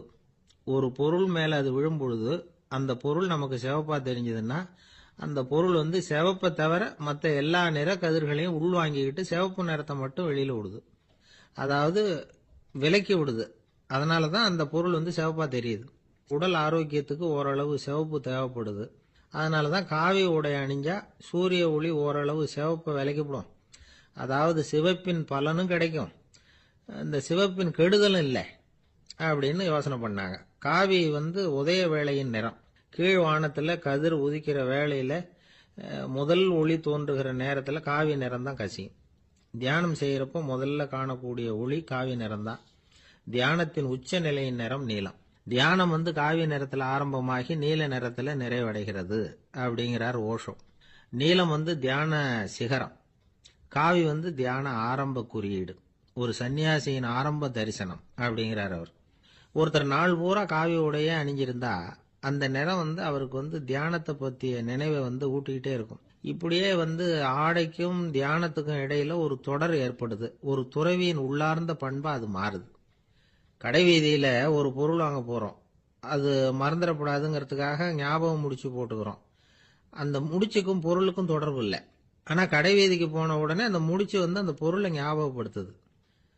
அதாவது அந்த முடிச்சு வந்து ஒரு தொடர்பு அம்சமா அமையுது. அது மாதிரிதான் காவி உடையும். ஒரு துறவி வந்து நடக்கும் பொழுது, சாப்பிடும் பொழுது, குளிக்கும் பொழுது அவருடைய காவி உடை அவருக்கு வந்து ஞாபகப்படுத்திக்கிட்டே இருக்கும். அது ஒரு நிலைப்படுத்தப்பட்ட நினைவாக ஞாபகம் முடிச்சாக மாறிடுது. காவி ஆடை இல்லைன்னா ஒருத்தரால துறவியாக முடியாதுன்னு அர்த்தம் இல்லை. அதே நேரத்தில் காவி ஆடையால ஒன்றும் பிரயோஜனம் இல்லை, அதில் ஒன்றும் அர்த்தம் இல்லை அப்படின்னு சொல்லிட முடியாது. இதுதான் உண்மை. இவ்வளவு தூரம் காவி ஆடையை பத்தி சொல்றதுனால எல்லாரும் சன்னியாசியா போடுங்கோ அப்படின்னு நாம சொல்றதாக யாரும் நினைச்சிடக்கூடாது. மனசுக்கும் நிறத்துக்கும் உள்ள சம்பந்தத்தை தெரிஞ்சுக்கிறதுக்காக தான் இவ்வளவும். நமக்கு தெரிஞ்ச நண்பர் ஒருத்தர் இருக்கிறார், ஆபீஸ்ல வேலை பார்க்கிறவர். ஒவ்வொரு மாசமும் 20ஆம் தேதிக்கு பிறகு அவரை போய் பாத்தீங்கன்னா காவி உடை அணிஞ்சுக்கிட்டு கண்ணை மூடிக்கிட்டு கை ரெண்டையும் விரிச்சு வச்சுக்கிட்டு தியானத்திலேயே உட்காந்துருப்பார். ஏன் இப்படி பண்றீங்கன்னு கேட்டேன். அதாவது 20ஆம் தேதிக்கு பிறகு என் கையில ஒரு பைசா கூட கிடையாது, ஒரு சன்னியாசி லெவல்ல இருக்கிறேன், என்கிட்ட எதுவும் செலவுக்கு கேட்காத அப்படின்னு என் மனைவிக்கு நாசூக்கா உணர்த்துறதுக்காக அப்படி உட்காந்துருப்பேன் அப்படின்னு விளக்கம் கொடுக்கிறார். ஒரு நாள் ராமர் அரசவையில உட்கார்ந்துருக்கிறார். ராமராஜ்யம் நடந்துகிட்டு இருந்த நேரம். அந்த சமயத்துல ஒரு நாய் வந்து அரச சபைக்கு வந்துதான். அது தலையில அடிபட்டு ரத்தம். அந்த கோலத்துல அது அங்க வந்தது. எல்லாரும் ஆச்சரியமா அதை பார்த்தாங்க. ராமரும் அந்த நாயை பார்த்தார். நீங்க வந்த காரியம் என்ன, என்ன நடந்தது, எதுவா இருந்தாலும் பயப்படாம சொல்லு அப்படின்னார். உடனே அந்த நாய் மெதுவா சொல்ல ஆரம்பிச்சுதான். ஐயா, நான் தெருவில் போய்கிட்டு இருந்தேன். வழியில ஒருத்தர் வந்தார். அவர் வேத சாஸ்திரம்லாம் படிச்ச பெரியவர். அவர் எந்த காரணமும் இல்லாம அவர் கையில வச்சிருந்த குச்சியால என் தலையில அடிச்சுட்டார். அதுதான் தலையில ரத்தம். இதை நீங்க விசாரிச்சு தகுந்த தீர்ப்பு வழங்கணும் அப்படின்னு தான் அந்த நாய். ராமர் பார்த்தார். உடனே தன்னுடைய காவலர்களை அனுப்புனார். அந்த ஆளை எங்க இருந்தாலும் போய் கொண்டுட்டு வாங்க அப்படின்னு விட்டார். காவலர்கள் போனாங்க. அந்த ஆளை பிடிச்சி கொண்டு வந்துட்டாங்க. அரண்மனைக்கு வா அப்படின்னு சொல்லி கூப்பிட்டுட்டு வந்துட்டாங்க. என்ன நடந்ததுன்னு விசாரிச்சார் ராமர். அதுக்கு அந்த ஆள் சொன்னார், நான் வந்து வீதி வழியா வந்துகிட்டு இருந்தேன். குறுக்க இந்த நாய் வந்தது. நான் அவசரமா போய்கிட்டு இருந்தேன். இது எனக்கு வழி விடாம குறுக்க பூந்து இடைஞ்சல் பண்ணிச்சு. எனக்கு கோபம் வந்துட்டுது. அதனால அடிச்சுட்டேன். வேத சாஸ்திரம் படிச்ச நான் என் வசம் இழந்து கோபப்பட்டது பெரிய தப்பு தான். அதை நான் ஒத்துக்கிறேன். குற்றத்தை ஒப்புக்கொள்றேன். எனக்கு என்ன தண்டனை கொடுக்கணுமோ அதை கொடுங்க, ஏத்துக்கிறேன் அப்படின்னு விட்டார். சரி, இப்ப அந்த ஆளுக்கு தண்டனை கொடுக்கணும். என்ன தண்டனை கொடுக்கறது யோசனை பண்ணார் ராமர். அதையும் அந்த நாய்கிட்டயே கேட்டார். நீயே சொல்லு, என்ன தண்டனை கொடுக்கலாம் இவருக்கு அப்படின்னார். இதுக்கு அந்த நாய் என்ன சொல்லிச்சு தெரியுமா? இவரை ஏதாவது ஒரு கோயிலுக்கு தர்மகர்த்தாவா நியமனம் பண்ணிவிடுங்க, அதுதான் இவருக்கு சரியான தண்டனை அப்படின்னுது. இதை கேட்டதும் ராமர் முகத்துல புன்னகை. ஆனா அங்க இருந்த மற்றவங்களுக்கெல்லாம் ஆச்சரியம். அது எப்படி, தப்பு செஞ்சவங்களுக்கு தண்டனை கொடுக்கறது தானே நியாயம், அதை விட்டுட்டு தர்மகர்த்தா பதவியை கொடுக்க சொல்லுதே இந்த நாய் அப்படிங்கிற ஆச்சரியம். இந்த சந்தேகத்தை அந்த நாய்கிட்டயே கேட்டாங்க அங்க இருந்தவங்க. இதுக்கு அந்த நாய் பதில் சொல்லிச்சான். நான் வந்து போன பிறவியில ஒரு கோயிலுக்கு தர்மகர்த்தாவா இருந்தேன். எவ்வளவோ கவனமா எச்சரிக்கையா தான் என்னுடைய கடமைகளை எல்லாம் செஞ்சுக்கிட்டு வந்தேன். அப்படி இருந்தாலும் சில சமயங்கள்ல என்னையும் மீறி கோயில் செல்வத்தை நான் அனுபவிக்கிறதுக்கு காரணம் ஆயிட்டேன். ஒரு கோவிலுக்கு தர்மகர்த்தாவா இருக்கிறவங்க எப்படியும் இந்த பாவத்திலிருந்து தப்பிக்கிறது கஷ்டம். அதனாலதான் நான் இந்த பிறவியில நாயா பிறந்து இப்படி கஷ்டப்படுறேன். இதே நிலைமை இந்த ஆளுக்கும் ஏற்படணும் அப்படிங்கிறதுக்காக தான் அவரையும் ஒரு கோயிலுக்கு தர்மகர்த்தாவை நியமிக்கும்படி கேட்டுக்கிட்டேன் அப்படின்னு தான் இந்த நாய். இதுல இருந்து என்ன தெரியுது? எந்த பதவியில நாம இருந்தாலும் நமக்கு தெரியாம கூட அதை தவறா உபயோகப்படுத்த கூடாதுங்கிறத இதுல இருந்து புரிஞ்சுக்கணும். இல்லைன்னா அடுத்த பிறவியில நாயா பிறந்து எங்கேயாவது போய் வாழை ஆட்டிட்டு நிக்க வேண்டியதுதான். கோவில் வாசல்ல 2 நாய் பேசிக்கிட்டு இருந்துதான். போன ஜென்மத்துல நான் மனுஷனாதான் இருந்தேன். ஒரு கோவில் பூசாரி பேச்சை கேட்டுட்டு அவரோட கூட்டு சேர்ந்துக்கிட்டு ஆண்டவன் போட்டிருந்த நகையெல்லாம் அபகரிச்சு என்கிட்ட கொடுத்தாரு அவரு. நான் எடுத்துட்டு வந்துட்டேன். திருடினது அந்த ஆள் தான், எடுத்துக்கிட்டு வந்ததுதான் நான். இருந்தாலும் நான் மட்டும் நாயா பிறந்துட்டேன். இப்போ மட்டும் அந்த பூசாரி என்கிட்ட மாட்டினா கடிச்சு குதறி போடுவேன் அப்படின்னு தான். அவசரப்பட்டு அப்படி செஞ்சுடாதே. பதிலுக்கு அவரும் உன்னை திருப்பி கடிச்சாலும் கடிச்சிருவார். ஏன்னா அவரும் இப்போ ஒரு நாயா தான் பிறந்திருக்கிறார் அப்படின்னு தான் இன்னொன்னு. அது எப்படி உனக்கு தெரியும்னு தான் இது. நான் தானே அது அப்படின்னு தான் அந்த நாய். ஒரு சிகை அலங்கார கூடம். ரொம்ப சுறுசுறுப்பா எல்லாரும் வேலை செஞ்சுக்கிட்டு இருக்கிறாங்க. முடிவெட்டிக்க வந்திருக்கிறவங்க நிறைய பேர் எல்லாரும் வரிசையா உட்காந்துருக்கிறாங்க. அந்த சமயத்துல திடீர்னு கதவை திறந்துக்கிட்டு ஒருத்தர் உள்ள வர்றார். அவர் ஒரு பெரிய மனிதர். அவரும் முடிவெட்டிக்கிறதுக்காக தான் உள்ள வந்திருக்கிறார். அவரை பார்த்த உடனே அங்க வரிசையில் உட்காந்துருந்தவங்க எல்லாரும் எழுந்திரிச்சு அவர்கிட்ட வந்துட்டாங்க. அவரை சுத்தி நின்றுட்டாங்க. எப்படி இருக்கிறீங்க, நல்லா இருக்கீங்களா அப்படின்னு விசாரிக்க ஆரம்பிச்சுட்டாங்க. எல்லாம் முடிஞ்சதும் வந்தவர் கேட்டார், வரிசையில கடைசியா இருக்கிறவர் யார் அப்படின்னு கேட்டார். ஏன்னு கேட்டாங்க. நான் அதுக்கு அடுத்தபடியா உட்காரணும், அதுக்காக தான் கேட்கறேன் அப்படின்னார். உடனே அங்க இருந்தவங்க எல்லாம் என்ன சொன்னாங்க தெரியுமா? நீங்க வந்து வரிசையில காத்திருக்க கூடாது, நீங்க அரசாங்கத்தின் தலைவர், உங்களுக்கு நேரம் முக்கியம், அதனால நீங்க முன்னாடி போங்க அப்படின்னு சொன்னாங்க. ஆனா அதை அவர் கேட்கல. தோழர்களே, உங்களுடைய கருத்துக்கு ரொம்ப நன்றி. எல்லாரும் வரிசையா தான் வரணும், அதுதான் முறை. வரிசையில வரணுங்கிற நடைமுறையை நானும் பின்பற்ற விரும்புறேன். நாம எல்லாரும் சமமானவர்கள் அப்படின்னார். இப்படி சொல்லிவிட்டு வரிசையில கடைசியா இருந்த ஒரு நாற்காலியில போய் உட்காந்துக்கிட்டார். தன் சட்டை பையில இருந்த ஒரு செய்தித்தாளை எடுத்தார், படிக்க ஆரம்பிச்சிட்டார். ஆனா அங்க இருந்தவங்களால இதை பார்த்துக்கிட்டு சும்மா இருக்க முடியல. ஒருத்தர் எழுந்திருச்சு வந்தார். ஐயா, இப்ப என்னுடைய முறை வந்திருக்குது. நான் தான் போக வேண்டிய முறை. உங்களை இங்க காத்திருக்க வைக்கிறத விட ஒரு 5 ஆண்டுகளுக்கு கூட நான் முடிவெட்டிக்காமே இருந்துட முடியும் அப்படின்னார். அவர் மறுபடியும் சொன்னார். ஐயா, நீங்க வரிசை முறையை தாண்டி போக விருப்பப்படல, சரி. ஆனா என்னுடைய முறையை மாத்தி கொடுக்கறதுக்கு எனக்கு முழு உரிமை இருக்குது. இதுக்கு பதிலா உங்களுடைய கடைசி இடத்தை நான் எடுத்துக்கிறேன். இதை நீங்க மறுக்க முடியாதுன்னார். அங்க இருந்த மற்றவங்களும் இதை ஒரு மனசா வற்புறுத்த ஆரம்பிச்சிட்டாங்க. அந்த பெரிய மனிதர் பார்த்தார், சரின்னு கடைசியா ஒத்துக்கிட்டார். அவர் யார் தெரியுமா? அவர் தான் மாவீரர் லெனின். ரஷ்யாவில் கிரெம்ளின் சிகை அலங்கார கூடத்துல தான் இது நடந்தது. எல்லாரும் இந்நாட்டு மன்னர்கள்னு வாயளவுல பேசுறதுல என்ன பிரயோஜனம்? நாம எல்லாரும் சமம்ங்கிறத நடைமுறையில கடைபிடிச்சு காட்டினவங்க கொஞ்சம் பேர் தான். அவங்கள ஒருத்தர் தான் லெனின். வரிசையில் நின்று வர்றதுங்கிறது ஒரு சிறந்த பண்பு, உயர்ந்த பண்பு. இன்னைக்கு பல இடங்கள்ல அது நமக்கு தேவைப்படுது. ஒரு ரேஷன் கடைவாசல், கடை திறக்கிறதுக்கு முன்னாடியே எல்லாரும் வரிசையில் நின்றுட்டாங்க. கடைசியா வந்த ஒருத்தர் கியூவில் முன்னாடி போறதுக்கு முயற்சி பண்றார். ஏற்கனவே நின்றுட்டு இருக்கிறவங்க அவரை முன்னாடி போறதுக்கு விட மாட்டேங்கிறாங்க. கடைசியா போய் நில்லையா அப்படின்னு எல்லாரும் கத்துறாங்க. அது அவர் காதுல வாங்கல. முண்டி அடிச்சுக்கிட்டு முன்னாடி போறதுக்கே முயற்சி பண்ணிட்டு இருக்கிறார். எல்லாரும் சேர்ந்து அவரை வலுக்கட்டாயமா இழுத்து கொண்டாந்து பின்னாடி கொண்டு போய் நிறுத்திவிட்டாங்க. நிறுத்திவிட்டு சொன்னாங்க, இதை பாருப்பா, நாங்க இருக்கிற வரைக்கும் நீங்க முன்னாடி போய் எதையும் வாங்க முடியாது, தெரிஞ்சுக்கோ அப்படின்னாங்க. இப்போ அந்த ஆள் சொன்னாராம், நான் இங்க பின்னாடி நிக்கிற வரைக்கும் நீங்களும் எதுவும் வாங்க முடியாது அப்படின்னாராம். ஏன்னு கேட்டிருக்கிறாங்க. நான் தான் அந்த கடையை திறக்க வேண்டிய ஆள் அப்படின்னா. ஒரு அழகான கடற்கரை, சுற்றுலா பயணிகள் நிறைய பேர் அங்க போறது வழக்கம். சனி ஞாயிறு கூட்டம் அதிகமா இருக்கும். அதோட விளைவு என்னங்கிறது அடுத்த நாள் தான் தெரியும். ஆமா, அந்த கடற்கரையை சுத்தப்படுத்துற தொழிலாளிகள் திங்கட்கிழமை ரொம்ப சிரமப்படுவாங்க. சனி ஞாயிறு வந்த கூட்டம் கடற்கரை பூராவும் காலி ஐஸ்கிரீம் கப்புகளை வீசி எரிஞ்சுட்டு போயிருக்கும். ஆயிரக்கணக்கான கப்புகள் அங்க பரவலா கிடக்கும். அதையெல்லாம் பொறுக்கி எடுத்து சுத்தம் பண்ணி ஆகணும். இதனால திங்கட்கிழமை வேலைக்கு வர்றதுக்கு எல்லாரும் பயப்படுவாங்க. அப்படி ஒரு நிலைமை. பல பேர் அன்னைக்கு லீவ் எடுத்துட்டு போயிடுறது வழக்கம். நமக்கு எதுக்கு இன்னைக்கு தொந்தரவுன்னு. இது ஒரு பெரிய பிரச்சனையா இருந்தது. இதுக்கு என்ன பண்ணலாம் அப்படின்னு யோசனை பண்ணாங்க. ஒரு ஆலோசனை கூட்டத்துக்கு ஏற்பாடு பண்ணாங்களாம். அந்த நகர நிர்வாக அலுவலர்கள், பணியாளர்கள் எல்லாரும் அதுல கலந்துகிட்டாங்க. கூட்டம் ஆரம்பமாச்சு. ஆரம்பத்தில் சொன்னாங்க, இந்த பிரச்சனைக்கு ஒரு தீர்வு வேணும், என்ன பண்ணலாம், அதை முடிவு செய்யறதுக்கு தான் இந்த கூட்டம். இதுல நீங்க செய்ய வேண்டியது என்னன்னா, உங்களுக்கு தோன்றுகிற யோசனை எதுவா இருந்தாலும் சொல்லுங்க. கொஞ்சம் கூட தயக்கம் வேண்டாம். நாம சொல்ற யோசனை ஈடுபடுமா படாதா அப்படின்னு எல்லாம் யோசிக்க வேணாம். எல்லாருடைய யோசனைகளையும் அப்படியே பதிவு செய்துக்கிறோம். கடைசியா அதுல இருந்து ஒரு சிறந்த யோசனையை தேர்வு பண்ணி அதை பயன்படுத்தலாம். இந்த சந்தர்ப்பத்தில் இன்னொரு முக்கியமான வேண்டுகோள், எவ்வளவு சாதாரணமான யோசனையா இருந்தாலும் சரி, அது சொல்லும் பொழுது அடுத்தவங்க ஏளனம் செய்யக்கூடாது. இது ஒரு பெரிய யோசனையா அப்படின்னு சொல்லி எதையும் அலட்சியப்படுத்தக்கூடாது.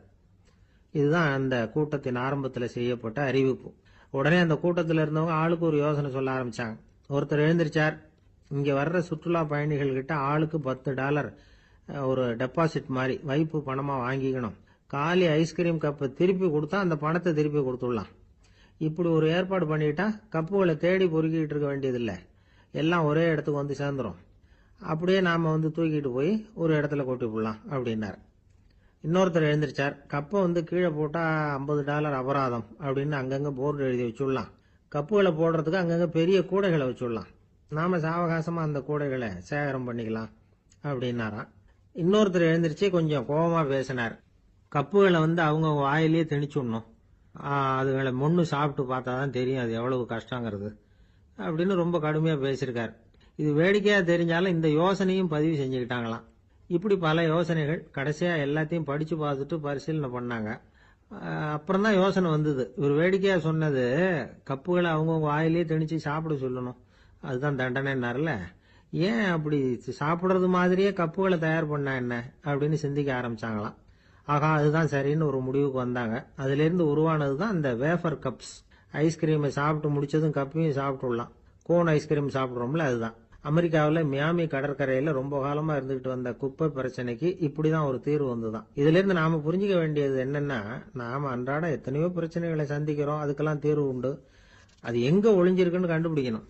அந்த அந்த யோசனையையும் நல்லா தீவிரமா யோசிக்கணும். யார் என்ன யோசனை சொன்னாலும் அதை அலட்சியப்படுத்தக்கூடாது. அக்கறையோட கவனிக்கணும், அதை யோசிச்சு பார்க்கணும்.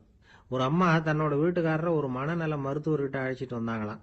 டாக்டர், இவருக்கு கோன் ஐஸ்கிரீம் பிடிக்கல, பேப்பர் கப்பில் இருக்கிற ஐஸ்கிரீம் தான் வேணும்னு அடம் பிடிக்கிறார் அப்படின்னாங்களாம். அது ஒன்றும் தப்பு இல்லையேன்னாராம் டாக்டர். இதுக்கு அந்த அம்மா சொன்னாங்களாம், இவர் கப்பு ஐஸ்கிரீம் வாங்குறதுல தப்பு இல்லை டாக்டர், பிரச்சனை அது இல்லை.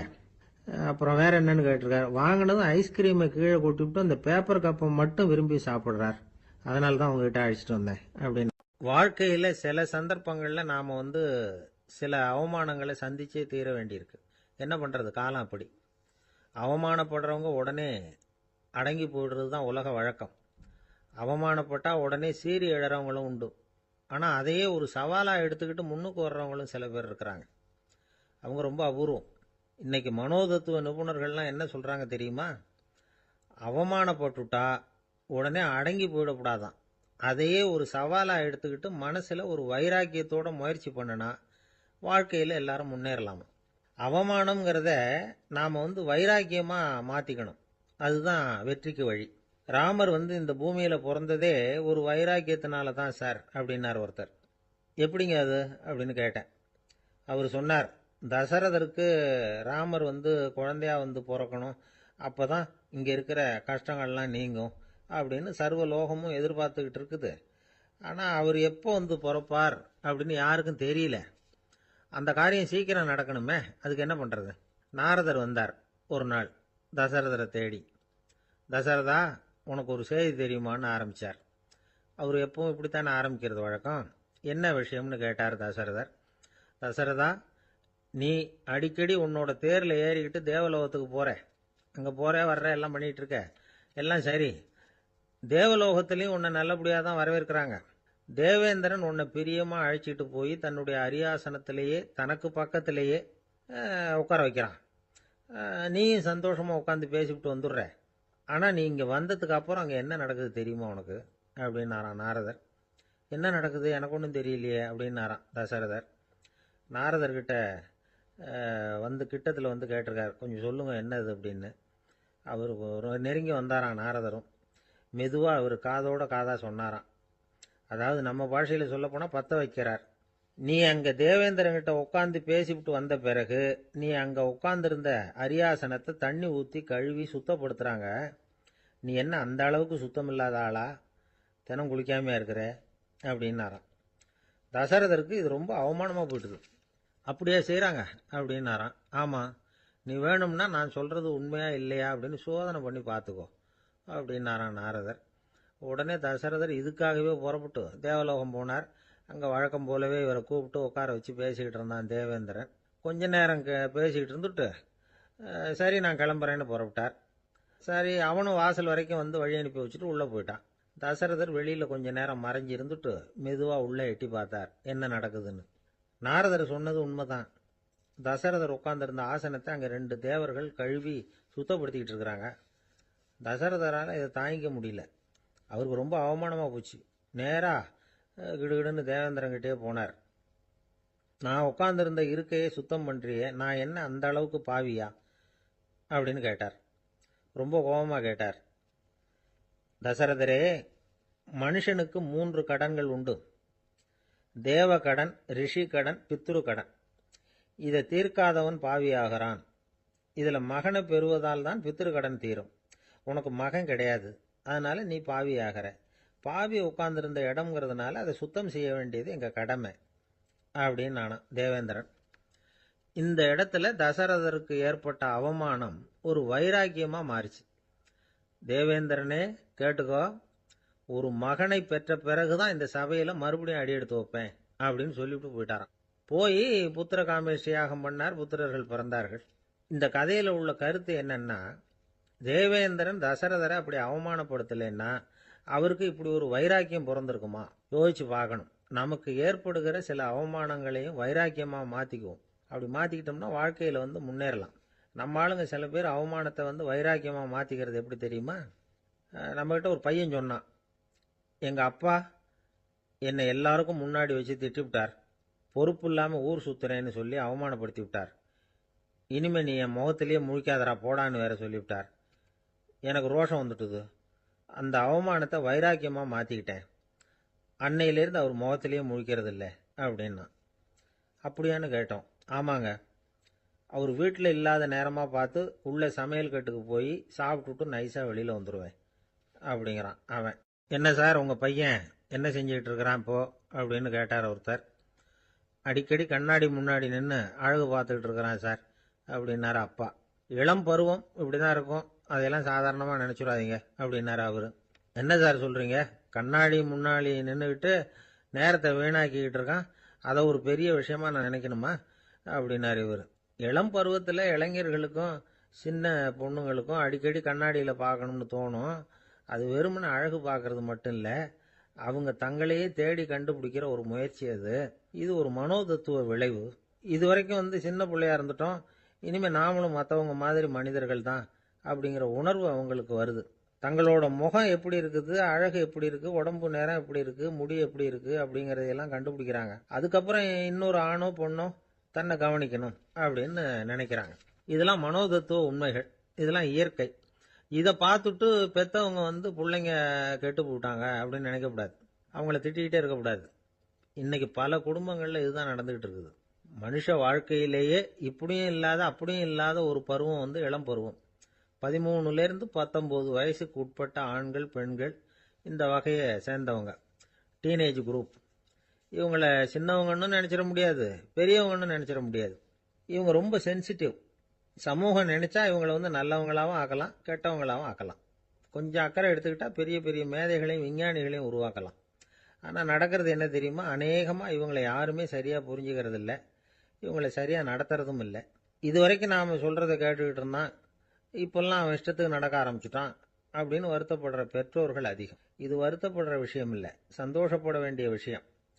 உங்கள் புள்ள சொந்தமாக யோசிக்க ஆரம்பிக்கிறதும் நடந்துக்க ஆரம்பிக்கிறதும் ஒரு தப்பான விஷயமா? அவன் கடைசி வரைக்கும் உங்கள் பேச்சையே கேட்டுக்கிட்டு இருக்கணுங்கிறது என்ன நியாயம்? இன்னைக்கு இளைஞர்களை பெரியவங்க தப்பாக புரிஞ்சுக்கிட்டு தவறாக நடத்துறதுனால தான் அவங்களுக்கு வெறுப்பு, எரிச்சல், மனக்கசப்பு எல்லாம் உண்டாகுது. பெற்றவங்க சரியாக மதிக்கிறது இல்லை அப்படிங்கிற ஒரே காரணத்தினாலேயே வீணா போகிற பிள்ளைங்க இன்னைக்கு அதிகம். சரி, பெற்றவங்களுக்கு இன்னைக்கு என்னதான் புத்தி சொல்ல வர்றீங்க அப்படின்னு கேட்குறீங்களா? நாம எதையும் சொல்ல வரல, ஆனால் அது சம்பந்தமான சில நிபுணர்கள் சொல்லி இருக்கிறத உங்க காதில் போட்டு வைக்கலாம். அது என்னன்னா, பிள்ளைங்க கிட்ட அன்பு செலுத்துங்க. குழந்தையா இருந்தப்போ எவ்வளவு பாசமா இருந்தீங்க, வளர வளர அதை ஏன் குறைச்சிக்கிறீங்க? பெற்றவங்களின் அன்பான வார்த்தைகளுக்கு ஏங்குறவங்க தான் இன்றைய இளைஞர்கள். அவங்க எதை சொன்னாலும் அதை அக்கறையாக காது கொடுத்து கேளுங்க, அலட்சியப்படுத்தாதீங்க. அவங்க விரும்புறது உங்ககிட்ட இருந்து ஒரு மதிப்பு, மரியாதை, அங்கீகாரம், இவ்வளவுதான். அவங்க அவங்களாவே முடிவுகள் எடுக்கட்டும், அதுக்கு நீங்க உதவியா இருங்க, அது போதும். மற்றவங்க முன்னாடி, முக்கியமா அவங்க நண்பர்கள் முன்னாடி அவங்கள பத்தி மட்டமா பேசாதீங்க. அவங்க கிட்ட பொய் சொல்லக்கூடாது. நீங்க சொன்னது பொய்ன்னு தெரிஞ்சு போச்சுன்னா உங்க பேர்ல அவங்களுக்கு இருக்கிற மதிப்பு போயிடும், நம்பிக்கை போயிடும். அவங்களுக்கு முன்னாடி நீங்க சண்டை போடக்கூடாது. உங்க பிள்ளைய எப்பவும் இன்னொரு பிள்ளையோட ஒப்பிட்டு பேசுற வேலையே வேணாம். கூட பிறந்த மற்றவங்களோட கூட ஒப்பிடக்கூடாது. இப்படி செஞ்சா அவன் உங்ககிட்டயும் பிரியமா இருக்க மாட்டான், அவங்ககிட்டயும் பிரியமா இருக்க மாட்டான். புள்ள எங்க போறான், என்ன பண்றான் அப்படின்னுலாம் துப்பறிஞ்சிக்கிட்டு இருக்கக்கூடாது. இளைஞர்கள் தனிமையை விரும்புறவங்க. அவங்கள பெட்டியில வச்சு மூடி பாதுகாக்கணும்னு நினைக்கக்கூடாது. அவங்கள எப்படி பாதுகாக்கிறது அப்படிங்கிறது அவங்களுக்கே தெரியும். உங்க புள்ள எப்படி நடந்துக்கணும்னு நீங்க எதிர்பார்க்குறீங்களோ அது மாதிரி நீங்க நடந்து காட்டுங்க, அது போதும். ஒரு வீட்டுல அப்பாவும் அம்மாவும் பேசிக்கிட்டு இருக்கிறாங்க. என்னங்க, நம்ம பொண்ணு பெரியவளாயிட்டா, அடிக்கடி கண்ணாடி முன்னாடி போய் நின்றுகிட்டு இருக்கிறா, சீக்கிரமா ஒரு பையனை பார்த்து கல்யாணத்தை முடிக்காம இப்படி மசன்னு கல்லு மாதிரி உட்காந்துருக்குறீங்களே அப்படின்னு சத்தம் போட்டாங்க அந்த அம்மா. அவசரப்படாத, பார்க்கறதுக்கு கண்ணுக்கு அழகா லட்சணமா புத்திசாலியா ஒரு பையன் கிடைக்க வேணாமா, அதுதான் பார்த்துக்கிட்டு இருக்கிறேன் அப்படின்னாரு அப்பா. இதுக்கு அந்த அம்மா சொல்றாங்க, எங்க அப்பா இப்படியெல்லாம் நினைச்சுக்கிட்டு இருந்திருந்தா எனக்கு கல்யாணமே ஆயிருக்காது தெரியுமா அப்படின்னாங்களாம். ஒரு ஊர்ல ஒரு ஞானி இருக்கிறார், ரொம்ப பெரிய ஞானி, ரொம்ப வயசாயிட்டுது. கடைசி காலத்தில் அவர்கிட்ட சில பேர் வந்தாங்க. உங்க குரு யார் அப்படின்னு கேட்டாங்க. அவர் நிமிர்ந்து பார்த்தார். எனக்கு ஆயிரக்கணக்கான குருமார்கள் உண்டு, அவங்க பேரெல்லாம் சொல்லணும்னா இந்த காலம் பத்தாது. ஆனா முக்கியமான ஒரு 3 பேரை பத்தி மட்டும் உங்களுக்கு சொல்றேன் அப்படின்னாராம். அப்புறம் சொன்னார், அந்த 3 பேர்ல ஒருத்தன் ஒரு திருடன். ஒரு சமயம் ஒரு பாலைவனம் வழியா நான் போய்கிட்டு இருந்தேன். அப்போ வழி தவறி போய் ஒரு கிராமத்துக்கு போயிட்டேன். அது இருட்டு நேரம், நடுராத்திரி, ஊரே உறங்கி போச்சு. அந்த நேரத்தில் ஒரு ஆள் மட்டும் ஒரு வீட்டு சுவத்தில் ஏதோ பண்ணி உள்ளே நுழையறதுக்கு முயற்சி பண்ணிட்டு இருக்கிறான். அவன்கிட்ட போய் நான் இன்னைக்கு இங்கே எங்கே தங்க முடியும் அப்படின்னு கேட்டேன். அதுக்கு அவன், இந்த ராத்திரி வேளையில் அது ரொம்ப சிரமம், ஒரு திருடனோட உங்களால் தங்க முடியும்னா நீங்கள் என்னோட தங்கலாம் அப்படின்னா. நான் அவன் கூட 1 மாதம் தங்கியிருந்தேன். ஒவ்வொரு நாள் ராத்திரியும் இப்போ நான் என்னுடைய வேலைக்கு போகிறேன், நீங்கள் ஓய்வு எடுத்துக்கோங்க அப்படின்னு சொல்லிவிட்டு போவான். அவன் திரும்பி வந்த உடனே உனக்கு ஏதாவது கிடைச்சிதான்னு நான் கேட்பேன். அதுக்கு அவன், இன்னைக்கு ராத்திரி ஒன்றும் இல்லை, நாளைக்கு மறுபடியும் முயற்சி பண்ணுவேன் அப்படின்பா. எப்பவும் அவன் நம்பிக்கை இழந்ததே கிடையாது, எப்பவும் சந்தோஷமாகவே இருப்பான். நானும் ரொம்ப காலமாக தியானம் பண்ணிக்கிட்டே இருந்தேன், ஒன்றுமே நடக்கலை. ஆனால் நான் என்ன பண்ணேன் தெரியுமா, மனசு வருத்தப்படும், நம்பிக்கை இழந்துருவேன். அப்போல்லாம் அந்த திருடனுடைய விடாமுயற்சி தான் ஞாபகத்துக்கு வரும். அதனால் அந்த திருடன் எனக்கு ஒரு குரு. என்னுடைய 2வது குரு யாருன்னா அது ஒரு நாய். இது எப்படின்னா, ஒரு சமயம் எனக்கு ரொம்ப தாகமாக இருந்தது. ஒரு நதியை நோக்கி போய்கிட்டு இருந்தேன். அப்போ ஒரு நாயும் வந்தது. அதுக்கும் தாகம். ஓடி வந்து ஆற்றை பார்த்தது. அதோட நிழல் வந்து ஆற்றுல தெரிஞ்சுது. அதை பார்த்ததும் பயந்துட்டுது. அதாவது அது தன்னுடைய சொந்த உருவத்தையே கண்டு பயந்தது. அதை பார்த்து குறைக்குது, திரும்பி ஓடிச்சு. ஆனால் அதுக்கு தாகம் அதிகமாக இருந்ததுனால அது மறுபடியும் திரும்பி வந்தது. பார்த்தா மறுபடியும் தண்ணியில் நாயோட உருவம் தெரியுது. இப்படி சில தடவை பண்ணிச்சு. இருந்தாலும் கடைசியில் தண்ணியில் குதிச்சுட்டுது துணிஞ்சி. இப்படி குதிச்ச உடனே அதோட உருவமும் மறைஞ்சுட்டுது. இதை பார்த்தேன். நான் என்ன புரிஞ்சுக்கிட்டேன்னா, எவ்வளவுதான் பயம் இருந்தால் கூட ஒருத்தன் தைரியமாக காரியத்தில் இறங்கணும் அப்படிங்கிறத புரிஞ்சுக்கிட்டேன். இந்த போதனை அந்த நாய்கிட்ட இருந்து எனக்கு கிடைச்சிது. இது ஒன்று. அடுத்தது என்னுடைய 3வது குரு யாருன்னா அது ஒரு சின்ன குழந்தை. நான் ஒரு சமயம் ஒரு நகரத்துக்கு போனேன். அங்கே ஒரு குழந்தை எரிகிற மெழுகுவத்தி ஒன்று எடுத்துக்கிட்டு வந்தது. நான் அந்த குழந்தைய பார்த்து வேடிக்கையாக கேட்டேன், ஏன் பாப்பா, இந்த மெழுகுவத்தியை நீயாவே கொளுத்துனியா அப்படின்னு கேட்டேன். ஆமான்னுது அந்த குழந்தை. சரி, இந்த மெழுகுவத்தி முன்னாடி எரியாமல் இருந்தது, இப்போ எரியுது. இந்த மெழுகுவத்திக்கு வெளிச்சம் எங்கேருந்து வந்தது, அதை எனக்கு காட்ட முடியுமா அப்படின்னு கேட்டேன் அந்த குழந்தைகிட்ட. இதுக்கு அந்த குழந்தை சிரிச்சுக்கிட்டு அந்த மெழுகுவத்தியை ஊதி அணைச்சுட்டுது. அதுக்கப்புறம் என்னை பார்த்து கேட்டுது, இப்போ இந்த மெழுகுவத்தியின் வெளிச்சம் போனதை பார்த்தீங்க இல்லையா, அது எங்கே போச்சுன்னு எனக்கு சொல்லுங்க அப்படின்னுது. அந்த குழந்தை இப்படி கேட்டதும் என்கிட்ட இருந்த ஆணவம் அழிஞ்சுட்டுது. நான் படித்ததெல்லாம் அந்த வினாடியில் சுக்கு நூறாக போயிட்டுது. என்னுடைய முட்டாள்தனத்தை நான் உணர்ந்தேன் அப்படின்னு இவ்வளவும் அந்த ஞானி விவரமாக சொன்னாராம். அதனால் நாம் இன்னார்கிட்ட இருந்து தான் இதை கற்றுக்கணுங்கிறது இல்லை, யாருக்கிட்ட இருந்தும் எதையும் கற்றுக்கலாம். நம்மால் ஒருத்தன் ஒரு நாய் வளர்த்துக்கிட்டு இருந்தான். அந்த நாய்க்கு வால் கிடையாது. யாரோ ஏற்கனவே வெட்டி எடுத்துட்டாங்க. இந்த நாய் தான் சார் எனக்கு குரு, அதுகிட்டே இருந்து கூட நான் பாடம் கற்றுக்கிட்டு இருக்கிறேன் அப்படின்னா. அப்படி என்ன கற்றுக்கிட்டேன் இந்த வால் இல்லாத நாய்கிட்ட இருந்து அப்படின்னு கேட்டோம். நாம் யாருக்கிட்டையும் வாலாட்டக்கூடாது அப்படிங்கிற பாடத்தை அதுகிட்டே இருந்து தான் நான் கற்றுக்கிட்டேன் அப்படின்னா. ஒரு ஊரில் ஒருத்தர் இருந்தார், ரொம்ப நல்லவர். யாருக்காவது ஏதாவது கொடுத்துக்கிட்டே இருப்பார், கொடையாளி. தினமும் யாராவது ஒருத்தருக்கு ஏதாவது கொடுக்கலன்னா அவருக்கு தூக்கம் வராது, அப்படி ஒரு பழக்கம். அது மட்டும் இல்லை, அவர் கொடுக்கறது அடுத்தவங்களுக்கு தெரியாது, அவ்வளவு ரகசியமாக அதை கொடுப்பார். வலது கை கொடுக்கறது இடது கைக்கு தெரியக்கூடாதுன்னு சொல்லுவாங்கல்ல, அது மாதிரி அவர். ஒரு நாள் ராத்திரி அவர் ஏற்கனவே தயாராக கட்டி வச்சிருந்த பணம் முடிச்ச கையில் எடுத்துக்கிட்டு வீட்டை விட்டு வெளியில் வந்தார். தெருவில் இறங்கி நடந்தார். இன்னைக்கு யாருக்கு தர்மம் செய்யறது அப்படின்னு யோசனை பண்ணிட்டு இருட்டில் நடந்து வந்துகிட்டு இருக்கிறார். யாரோ ஒருத்தர் எதிரில் வர்றது மாதிரி தெரிஞ்சுது. உடனே அவர் கிட்ட போனார். தன்கிட்ட இருந்த பணம் முடிச்சு அவசரமாக அவர் கையில் திணிச்சுட்டு திரும்பி வந்துட்டார். அப்பாடா, ஒரு வழியா யாருக்கும் தெரியாம இன்னைக்கு தர்மம் பண்ணியாச்சு அப்படிங்கிற மகிழ்ச்சி, மன நிறைவு அவர் முகத்துல. நிம்மதியா தூங்கினார். அப்புறம் எழுந்திரிச்சார்.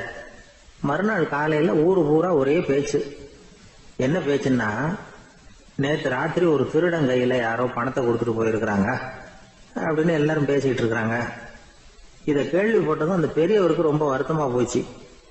அடடா, போயும் போயும் ஒரு திருடனுக்கா உதவி பண்ணிருக்கிறோம், பிரயோஜனம் இல்லாம போட்டுதே அப்படின்னு நினைச்சார். சரி, இன்னைக்கும் யாருக்காவது உதவி பண்ணணும் அப்படின்னு முடிவு பண்ணினார். ராத்திரி நேரம் வந்தது. இவர் வழக்கம் போல தெருவில் இறங்கி நடந்தார். கையில பணம் முடிச்சு. எதிரில் ஒரு பெண் உருவம் மங்கலா தெரிஞ்சது. இவர் உடனே அந்த பெண் கிட்ட பணத்தை கொடுத்துட்டு திருப்தியா திரும்பி வந்துட்டார். மறுநாள் காலையில ஊர் பூரா என்ன பேசிக்கிட்டாங்க தெரியுமா? நேற்று ராத்திரி நெறி தவறி நடக்கிற ஒரு பெண்ணின் கையில யாரோ பணத்தை வச்சுட்டு போயிருக்கிறாங்க அப்படின்னு எல்லாரும் பேசிக்கிறாங்க. அடடா, இன்னைக்கும் தவறுதலா நடந்து போச்சு அப்படின்னு ஒரு வருத்தப்பட்டார். இருக்கட்டும், இன்னைக்கும் ஏதாவது தர்மம் பண்ணுவோம் அப்படின்னு நினைச்சுக்கிட்டாரு. 3வது நாள் ராத்திரியும் புறப்பட்டார். இப்பவும் எதிரில் ஒருத்தர் வந்தார். இவர் பணத்தை கொடுத்தார், திரும்பி வந்துட்டார். மறுநாள் மக்கள் என்ன பேசிக்கிட்டாங்கன்னா, நேற்று ராத்திரி ஒரு செல்வந்தர் கையில யாரோ பணத்தை கொடுத்துட்டு போயிருக்கிறாங்க அப்படின்னு பேசிக்கிட்டாங்களாம். அவருக்கு ரொம்ப வருத்தமா போட்டுது. என்ன இது, கனவு இப்படி ஆகிட்டு இருக்குதே அப்படின்னு நினைச்சுக்கிட்டே படுத்து தூங்கினார். அன்னைக்கு ராத்திரி ஒரு கனவு. அந்த கனவுல இறைவன் வந்து சொன்னாராம், இத பாருப்பா, நீ கொடுத்த தர்மம் வீணா போயிடல. உன்கிட்ட பணம் வாங்கின அந்த திருடன் திருந்திட்டான், அந்த பொண்ணும் திருந்திட்டா, அந்த செல்வந்தனும் கொடையாளி ஆயிட்டான், எல்லாருக்கும் உதவி பண்ண ஆரம்பிச்சுட்டான் அப்படின்னு சொன்னாராம். இந்த கதையை சொன்னவர் யாருன்னா நபிகள் நாயகம். இதுல உள்ள கருத்து என்னன்னா, நல்ல மனசோட தர்மம் பண்ணுனா அது வீணா போறதில்லை. இன்னொரு கருத்து, தர்மம் வந்து தன்னை மட்டுமல்ல அடுத்தவங்களையும் தீமையிலிருந்து காப்பாற்றும். இதுதான் நாம புரிஞ்சுக்க வேண்டியது. இந்த காலத்திலயும் இது மாதிரி சில சம்பவங்கள் நடக்கிறது உண்டு. ஒரு பெரியவர் இருட்டில் நடந்து வந்துகிட்டு இருந்தாரு. எதிரில் வந்த ஒருத்தன் வலுக்கட்டாயமா ஒரு கையை பிடிச்சி ஒரு பண முடிப்பை கொடுத்து வச்சுக்க சொல்லிவிட்டு விலகி போயிட்டான். பெரியவருக்கு ஆச்சரியம், இந்த காலத்திலயும் இப்படி வலது கை கொடுக்கறது இடது கைக்கு தெரியக்கூடாதுன்னு நினைக்கிற கொடையாளிகள் உண்டு போல இருக்கு அப்படின்னு யோசனை பண்ணிக்கிட்டே நடந்தார். கொஞ்ச தூரம் போயிருப்பாரு. அதுக்குள்ள அதே ஆள் திரும்பி வந்தான். கொடுத்த பண முடிப்பை திருப்பி கொடுங்க அப்படின்னு கேட்டு வாங்கிட்டான். இவருக்கு ஒன்றும் புரியல. ஏன் இப்படி பண்றேன்னார். அது ஒண்ணும் இல்லைங்க, கொஞ்ச நேரம் இதை உங்ககிட்ட கொடுத்து வச்சிருந்தேன், அவ்வளவுதான் அப்படின்னா. ஏன்னு கேட்டார்.